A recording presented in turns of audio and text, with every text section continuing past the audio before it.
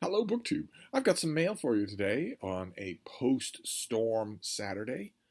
We have, as you can see, thin, watery sunlight, but I'll take that over no sunlight at all. A massive rainstorm inched its way through Boston for a solid 24 hours. A solid 24 hours where every single time it was time for my little bean, who's right here, every time it was time for my little bean to go outside, it was the Battle of the Somme. She didn't want to go. We were saved in this instance, as we have in other instances, by the fact that she's going on 6. She's in the prime of her life and is capable of putting off her bodily needs forever. Just forever. My pointer, Malin, when she was in the prime of her life, when she was 6 and 5 and 7, could do that for a long period of time, but it's nothing compared to Frida, nothing at all. So basically, when we got to the door and I opened it and she could see the rain pattering down, she just said no, and I'm not going to make her. So we came back upstairs and just relaxed. She was perfectly able to do that for number 1 and number 2 until the rain went away. Now the rain has gone. No rain in the forecast anytime soon, so we've got a little bit of natural light, which is good. And we've got a little bit of mail, only a tiny fraction of which was actually damaged by the rain. I never understand that. Why the locations in the front of my house where you can leave mail are plentiful.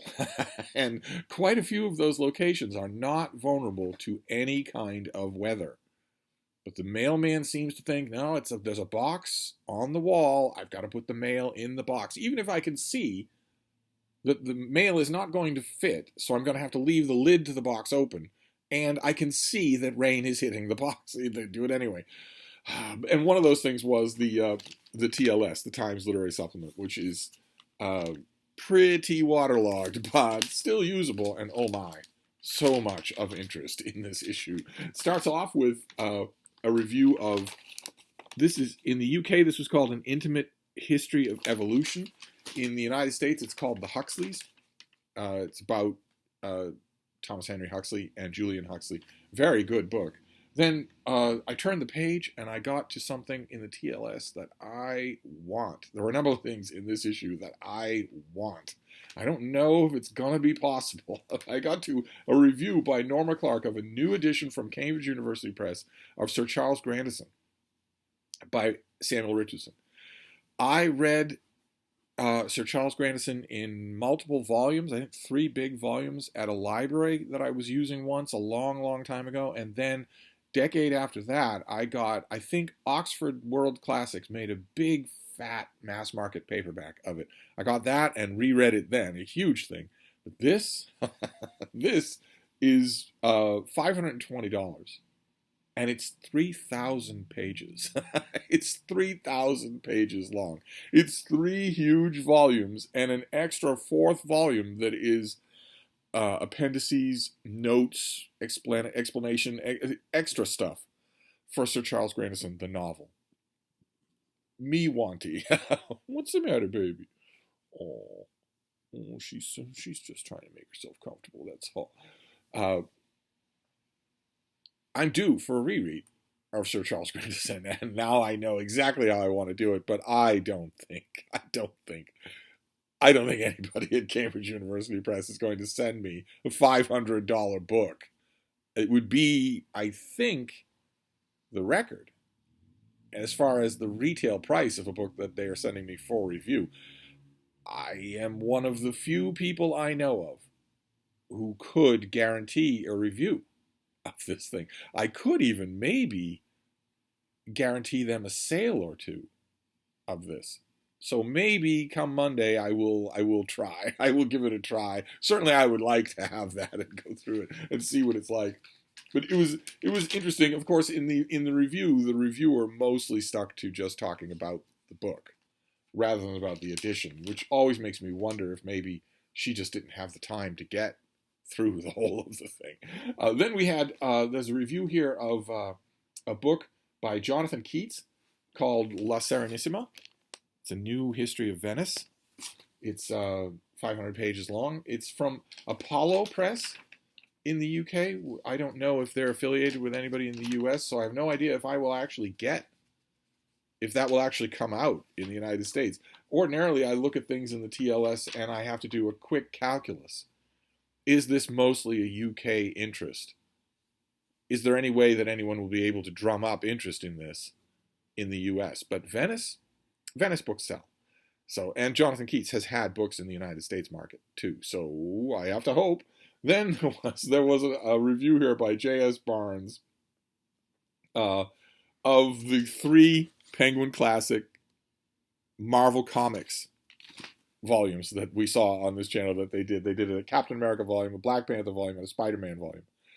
And the minute I saw what this is a roundup review of all 3. And the minute I saw that, I thought, okay, well, the TLS editorial board has more or less given explicit instructions to its reviewers that they are to be as condescending as possible to works of popular culture. The TLS review of Peter Jackson's Fellowship of the Ring was almost unbelievable. I think I underlined every word in that review. And I fired off a letter to the editor, but I'm sure that it was too intemperate to get published. It was pure condescension. And I knew before I even started this that this review would have to be condescending. But I wasn't expecting this reviewer to take one of the oldest wheezes in the book, which is to talk about these things as if they were holy texts. I'll read you the opening paragraph and the concluding paragraph, because that pretty much sums up what this reviewer is doing. It does not take long when wandering through the brightly colored alleyways of Marvel Avengers Campus in Disneyland, Paris, to become aware that, for many, this is a quasi-religious experience. The atmosphere of pilgrimage is impossible to ignore as people from across the world drink from Captain America cups or clutch at Iron Man balloons as children queue for more than an hour to meet Spider-Man himself. What absolute nonsense. No one considers Marvel Comics to be religious. It's just, you want to preserve this air that you are a baffled Don, looking down on what the multitude is doing far below you with these, what are they? Comic books? And they seem to really like them. Perhaps they've fallen into mindless worship. But I'm sure that if I were to probe into your life, J.S. Barnes, and find out the things that you hold enthusiasm for, is it cricket?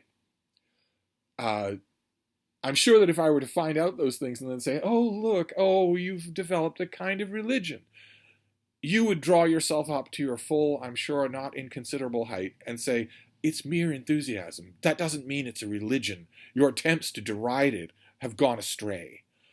But perfectly fine for you to do that about what other people consider enthusiastic. There are plenty of people who stand in line for an hour at Disneyland in the United States for Space Mountain. Are they worshiping Space Mountain? You moron. And then the concluding paragraph is much the same way. For all the attempts to obfuscate these books with deathly academies, you ought to know, there is a real potency to be found in these stories, which, like all the most successful holy texts, continue to speak to the faithful in a variety of ever-shifting ways. Leafing through these anthologies, you weren't reading them, you're just idly leafing through them. How amusing.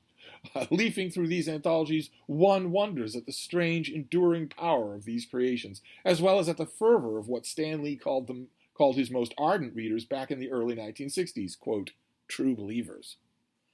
Yeah, you've made a case, definitely.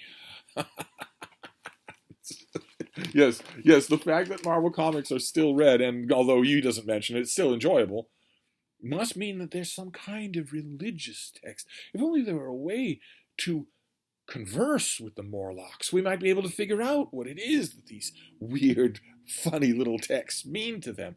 Yeah, because you've never read a book and enjoyed it, and then 40 years later read the same book again and enjoyed it again. Now, if you enjoyed it the second time, that means it's a religious text and you worship it. You don't like it, you worship it. But I also love the indicia at the top of the review. The Spider-Man volume says Stan Lee and Steve Ditko.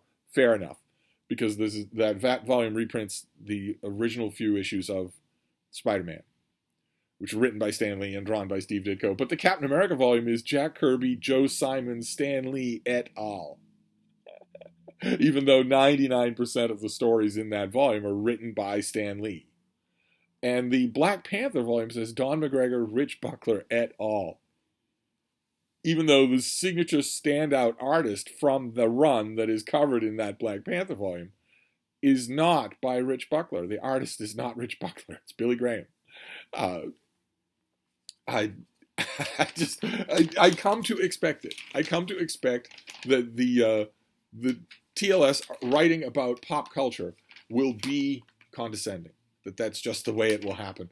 But quite a few things in here that were really of interest. And the NB column in the back, somebody refers to the Virginia Woolf column statue that has just gone up, and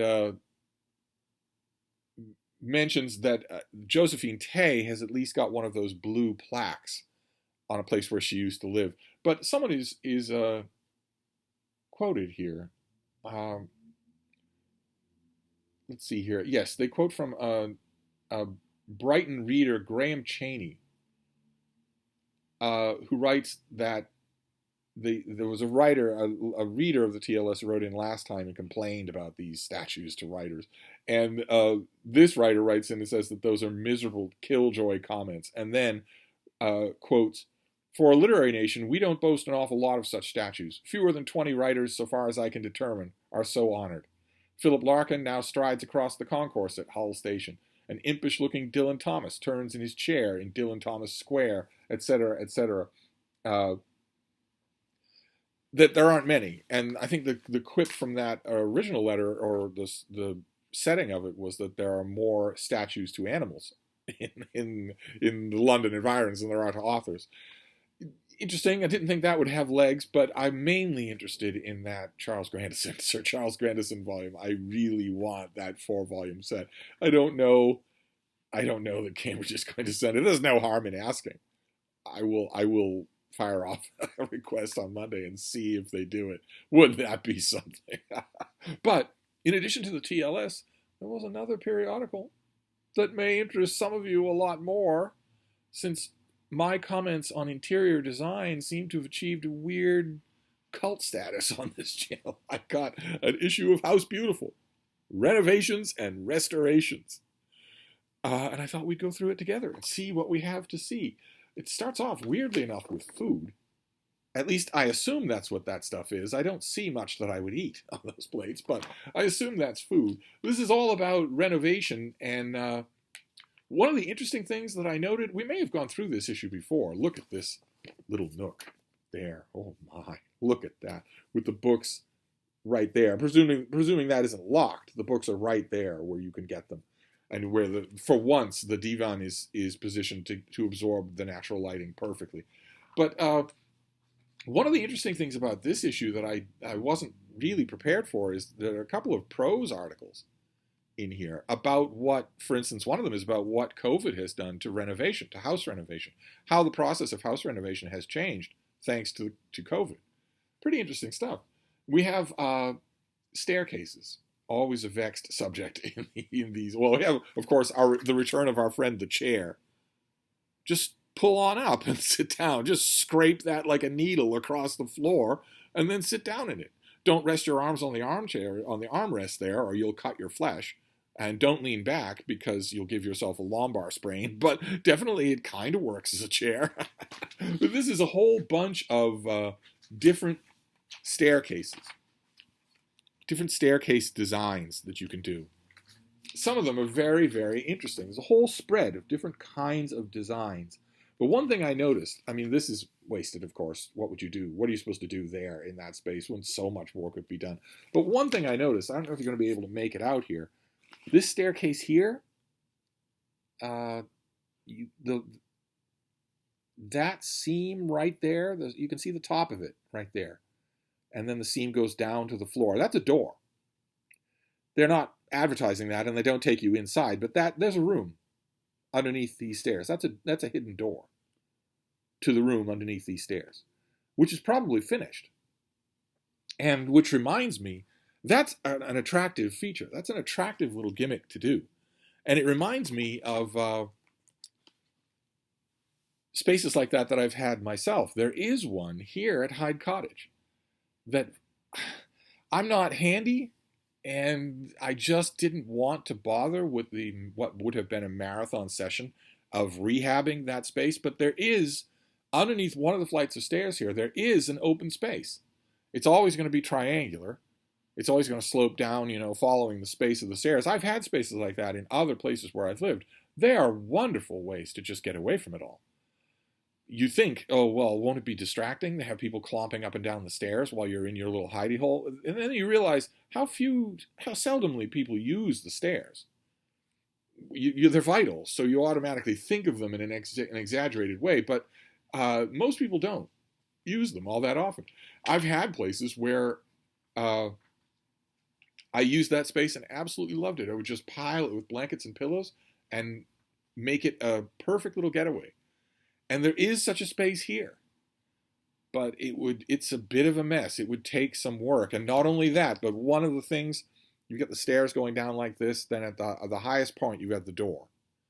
And there's a door right there. There is a kind of a makeshift closet in that space here right now. What usually happens is that somebody will look at that space, they'll open that door and they'll think, well, we can make this a closet. There's not much else we can do with it. And if they're going to make it a closet, then this space down here, the very end, we can just wall off. We can put just a board there and wall it off. Because you're not going to if it's a closet, you're not going to put anything in the corner where the stairs meet the floor. And if you want to use that space for a place to go, for a reading nook, for a cubby of some kind, that wall can't be there. You've got to knock that out. And God only knows what's in that little triangular space now after 100 years of being blocked off. But you want to block that off because you're going to want someplace to stretch your legs. Your blankets and pillows will go down at that end, and you can pile it with pillows so that it's nice and comfortable in all directions. Maybe work in a little battery-operated light to read by when you close the door. It would have been a huge project, so I didn't do it. I haven't ever done it. I don't think I ever would. It would be too much of a big deal. But what else have we got here? We've got a chair that is designed to look like it has spilled paint on it. That's nice. Oh, that's great. One little rule of thumb here for we have a dining room with a plastic cake under glass, just in case. It's an accent piece. The wine bottle in the dispenser back there is empty, and the cake is plastic.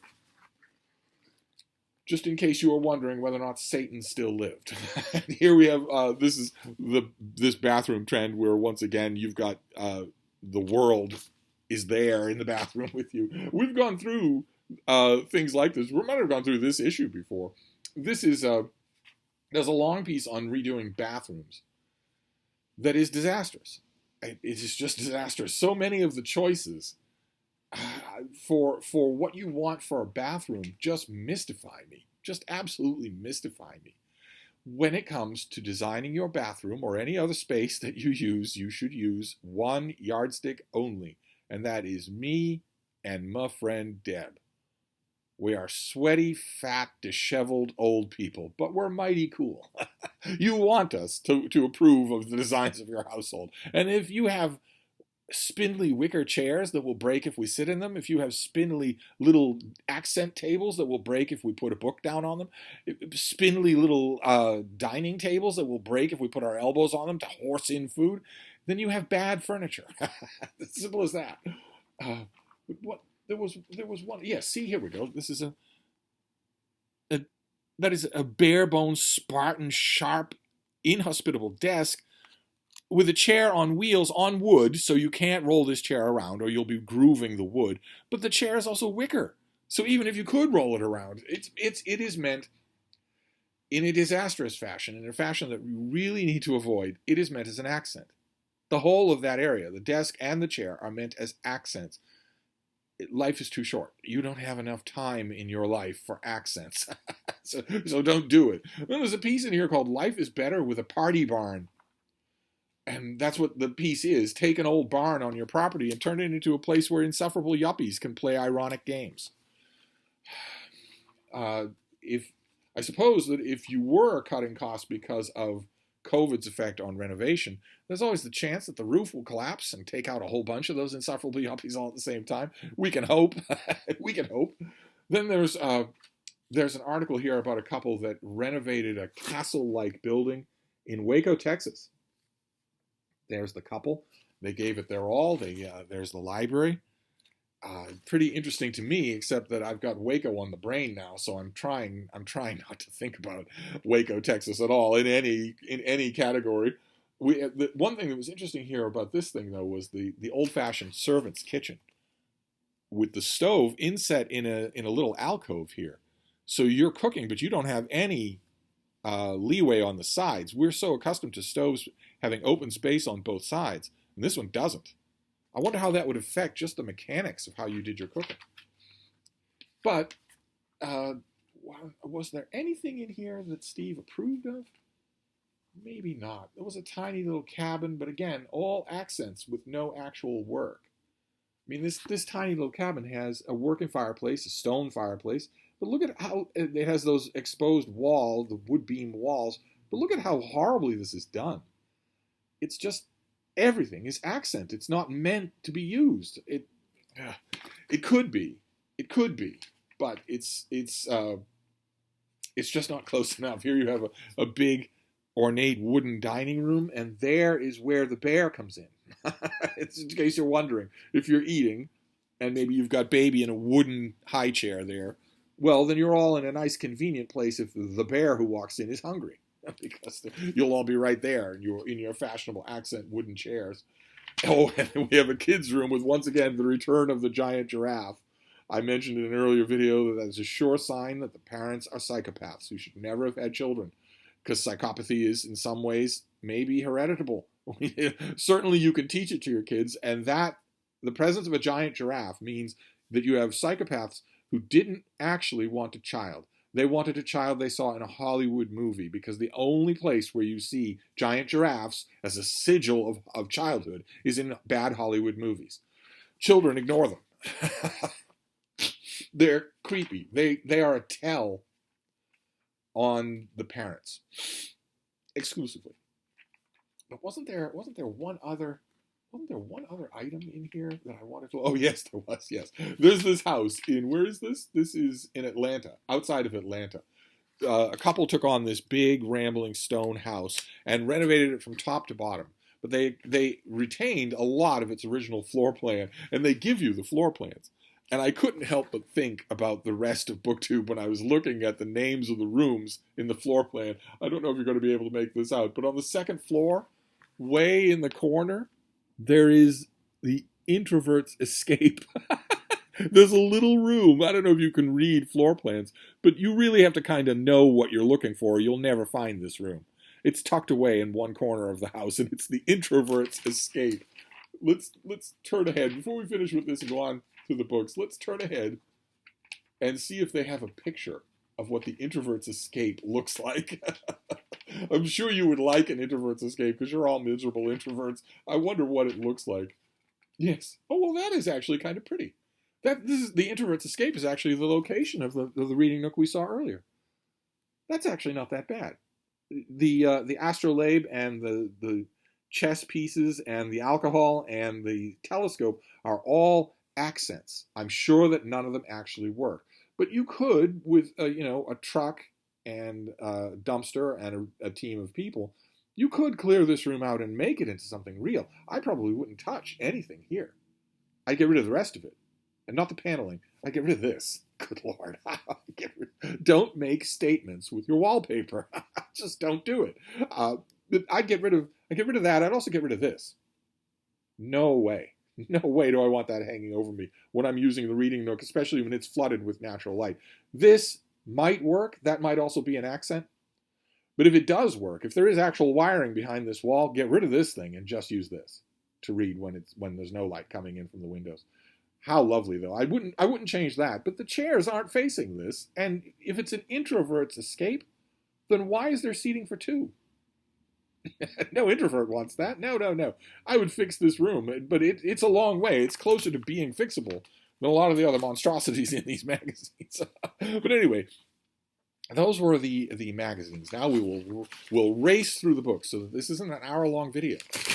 We've got a bunch of books to look at here. No boxes. I'm assuming these will all be 2023 releases. I don't think I'll be getting any more. Okay, this is a 2023 release. This is May. This is from the good folks at Harvard University Press. This is The Other Great Game, The Opening of Korea and the Birth of Modern East Asia by Sheila Miyoshi Jager. The Other Great Game. Interesting. All right, so I don't have a sheet for this thing, but let's see what this is. In the 19th century, Russia participated in two great games. One, well known, pitted the Tsar's empire against Britain in Central Asia. The other, hitherto unrecognized but no less significant, saw Russia, China, and Japan vying for domination of the Korean peninsula.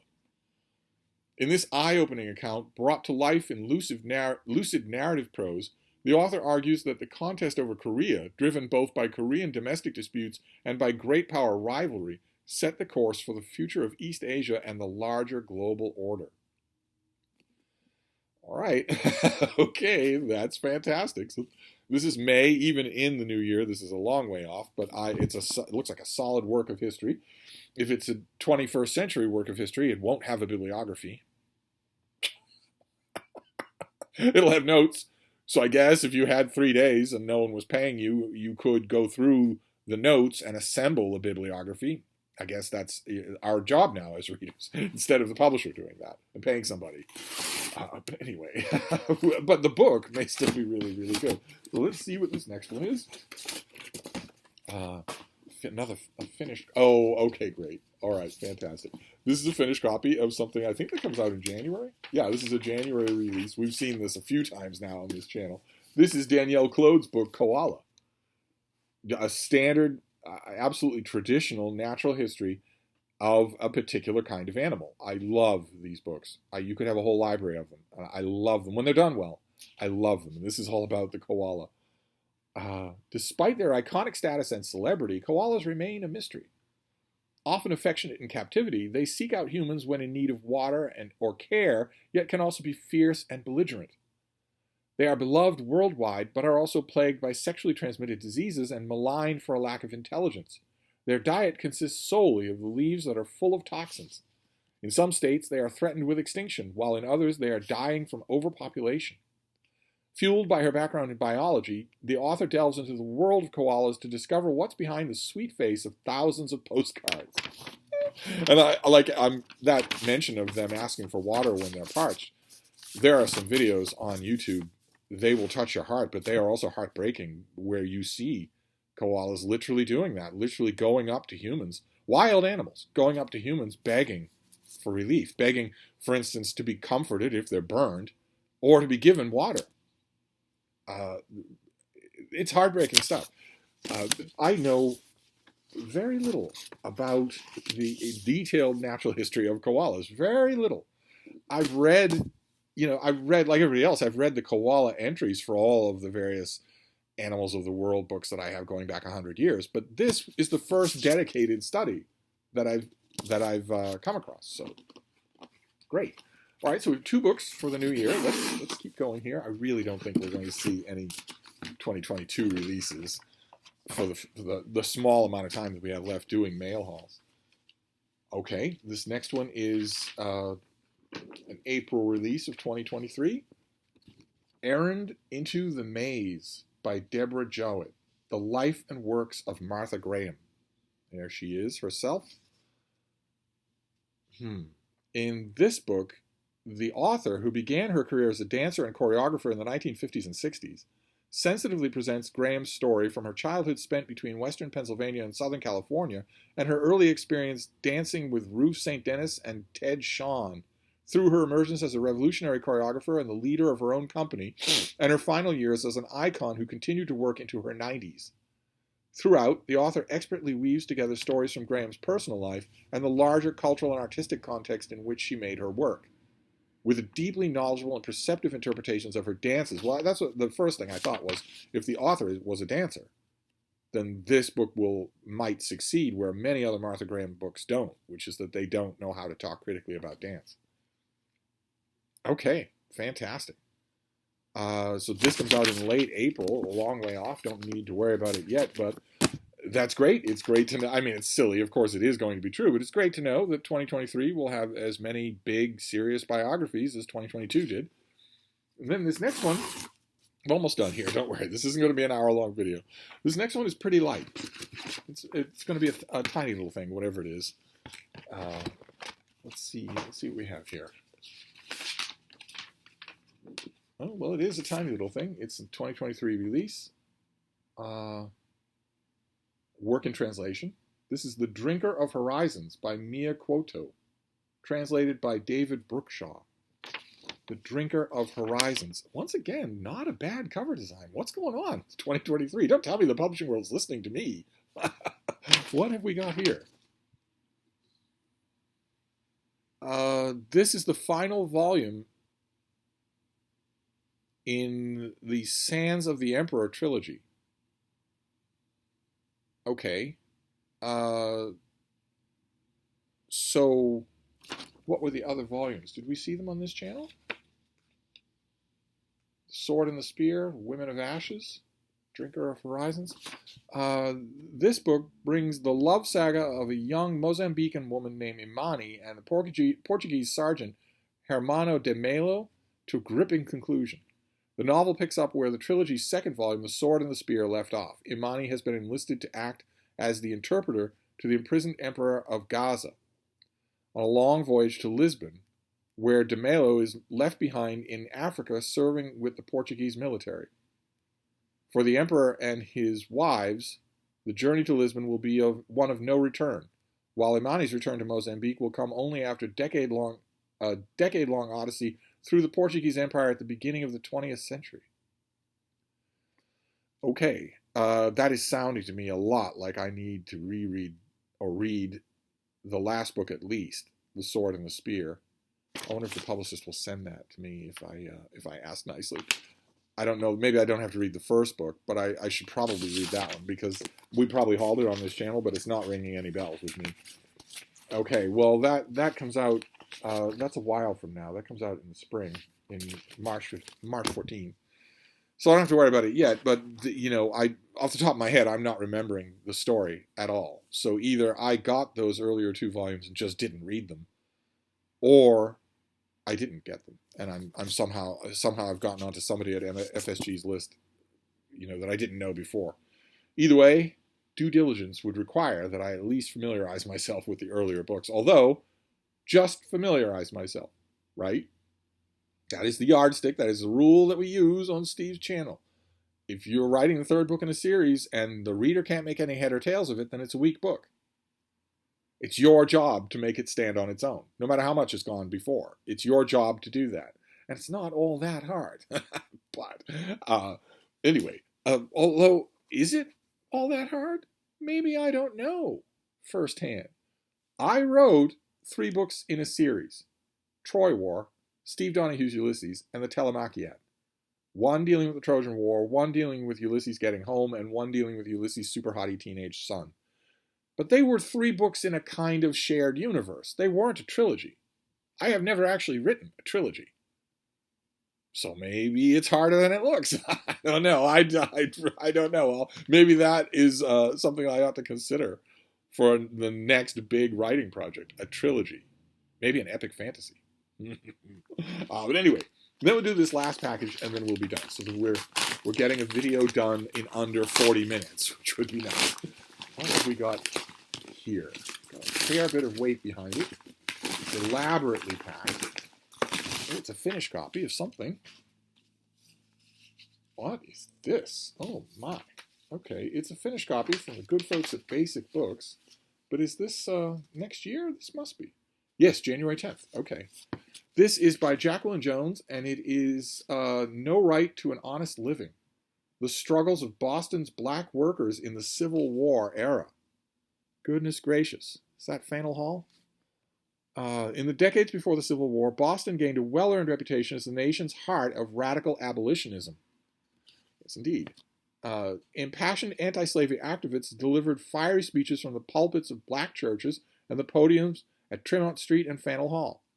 Hundreds of black freedom seekers settled in the city that touted itself as a refuge from Southern prejudice and brutality. By 1860, the Commonwealth, black men could vote, blacks and whites could intermarry, and black children could attend integrated schools by 1860. But why do I feel like there's a but coming? Because nobody praises anybody for that anymore. It's never good enough. How to be an anti-racist. It's never good enough. So I sense a but coming. But the first word of the next paragraph is but. But in this book, the author shatters Boston's reputation as a uniquely enlightened city in the years surrounding Southern emancipation. Before, during, and after the Civil War, Jones finds, Boston's black workers were barred from the skilled trades, factory work, and public work projects. Most black workers were confined to menial labor. For them, finding and keeping a job amounted to an ongoing, nearly daily challenge. And that cancels all the other stuff. Interracial marriage, integrated schools, a haven for ex-slaves who might be bought and sold back into slavery. The beating heart of abolition moving the entire federal government in the direction of freeing slaves. But that's not good enough. No. Because it didn't all happen all at once. Then it's not good enough. Then they're all just miserable bigots. Outspoken white abolitionists and reformers helped Boston and the North more generally. It was mostly Boston. Okay, and I don't know what that business was about the years surrounding Southern emancipation. I don't know what that is. The slaves were emancipated. The South was defeated. But anyway, outspoken white abolitionists and reformers helped Boston and the North more generally gain national and international renown, but virtually all their energies were focused on the plight of enslaved black Southerners. Yes, they focused most of their energy on ending slavery. I'm very sorry that they really didn't devote every bit as much time to making sure of an equal pay scale for the free black people in the city of Boston. I'm sorry that they devoted most of their energy to defeating slavery.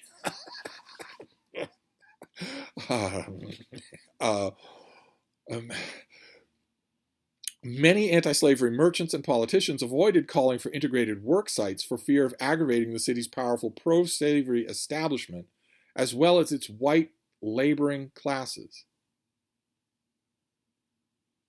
The city's powerful pro-slavery establishment? The reason that anti-slavery merchants and politicians avoided calling for integrated work sites was entirely the second part. It was that they were worried about racial tensions in the workplace, worried for their black workers. These whites remained ignorant of or indifferent to their own black neighbors' lack of economic opportunity. You're going to have to prove that, and I bet you can't. I bet the extent of your proof of that will be, well, look at their skin color. As if you aren't writing a book entirely about exactly that kind of bigotry. But only in one direction, right? White abolitionists were not the only, turn the page for more outrage, were not the only potential allies to turn their backs on black workers. What was that? Sorry, book two. White abolitionists were not the only potential allies to turn their backs on black workers. Beginning in the late 1850s, white Republicans awarded a small number of civil service jobs to loyal black supporters, but stopped short of calling for an end to workplace discrimination. It's true. It's absolutely true. Yep. In the 1850s, they were perfectly willing to give jobs to black men, well-paying, solid jobs that had never gone to a black man before anywhere in the entire world. They were perfectly willing in the 1850s to do that. But it's true. They stopped short of saying we should treat black and white workers exactly the same. They did. It's true. They stopped short of doing that in the 1850s. Yeah. So to hell with them, miserable racists. Let's ban them on Twitter. Or get them back on Twitter, depending on who owns Twitter at the moment. City officials also deferred to the prejudices of their white constituencies.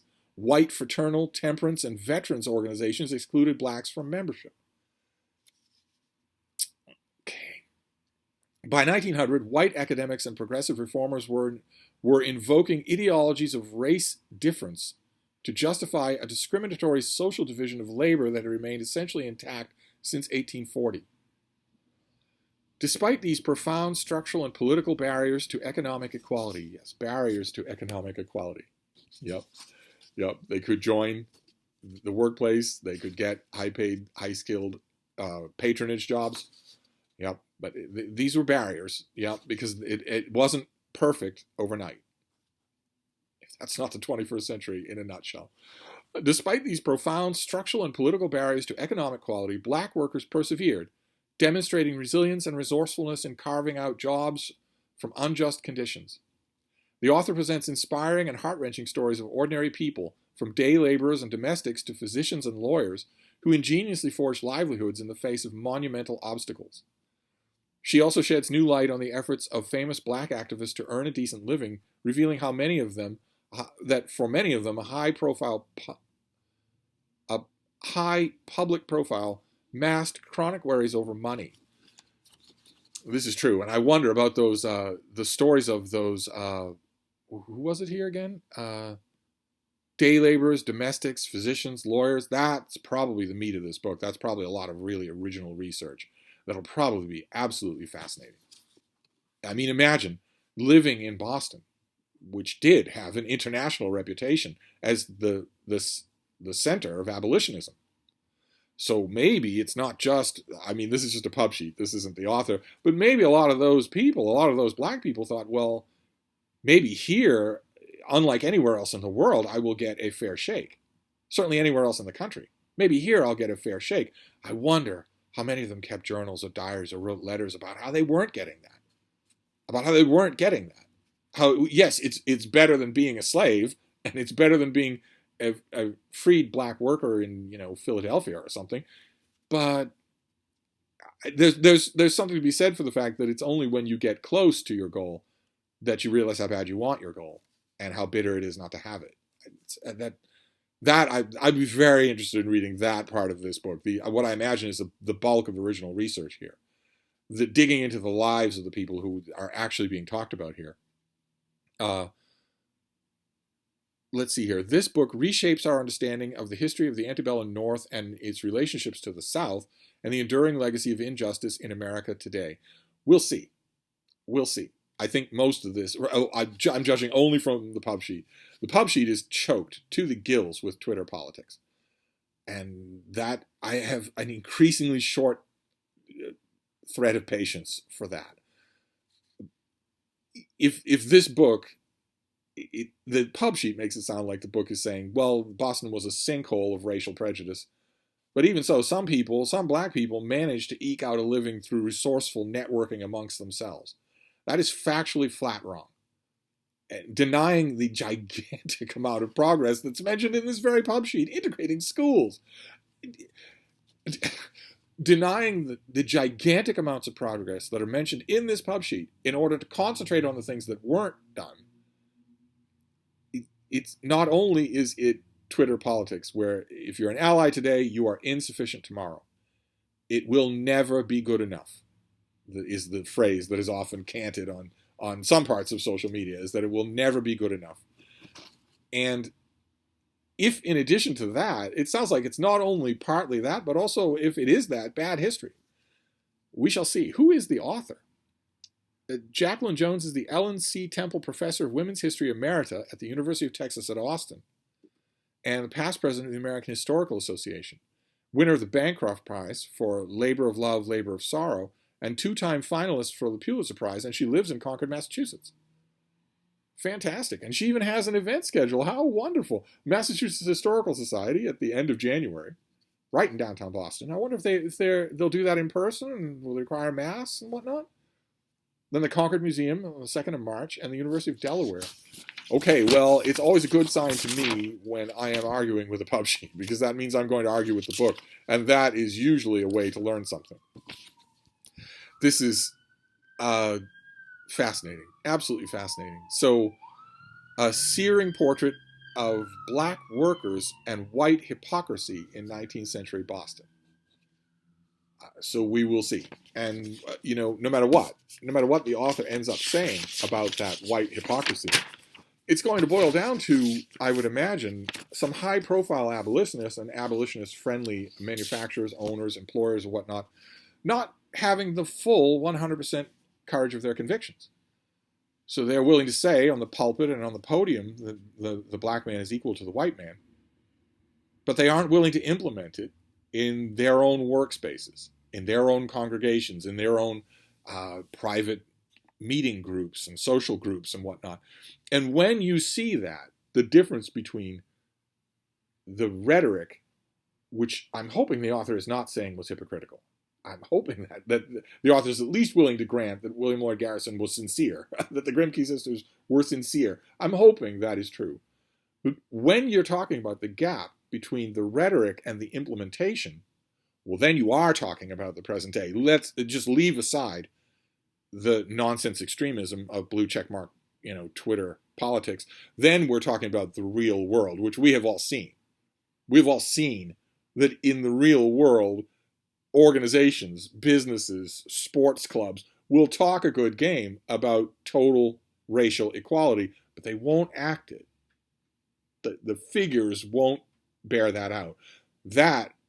It's fascinating to take that's an observed reality. Just know that that's true, that we have a lot of work to do in racial equality. You look at that flat fact of the present day, what it sounds like what this author is doing is shifting that back 200 years and showing 150 years and showing you, the same was true then.